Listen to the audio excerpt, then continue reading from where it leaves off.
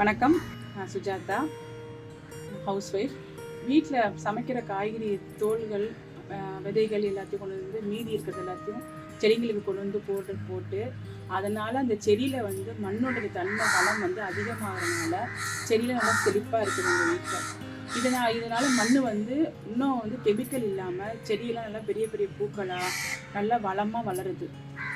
இங்கே வந்து கீரைகள், முடக்கத்தான், திருநீற்று பச்சைலை, அதே மாதிரி மகாவில்வம், இந்த மாதிரி மெடிசன்ஸ் உள்ள செடிகள் நாங்கள் வச்சுருக்கோம்.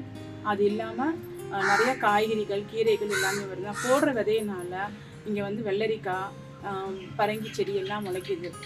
இந்த மாதிரி வந்து நம்ம வீட்டில் இருக்கிற காய்கறி தோல்களை போடுறதுனால நிறையா மக்கி போகிற மண்புழு உரங்கள்னால செடி வந்து இன்னும் நல்லா வளமாக இருக்கிறதுனால பூக்கள் நல்லா பெரிய பெரிய பூவாக பூக்குது. அதே நேரத்தில் நமக்கு வந்து எந்த விதமான கெமிக்கலும் இல்லாமல் மருந்தும் போடாமையே இயற்கையாகவே இயற்கையின் தன்மையினாலேயே செடி வந்து ரொம்ப செழிப்பாகவும் நல்ல ஆரோக்கியமாகவும் இருக்குது. இது மாதிரி வந்து நம்ம எல்லாருமே இந்த மாதிரி செடிகளை வீட்டுக்கு வீடு வளர்த்தோம்னா இன்னும் நல்லாயிருக்கும்.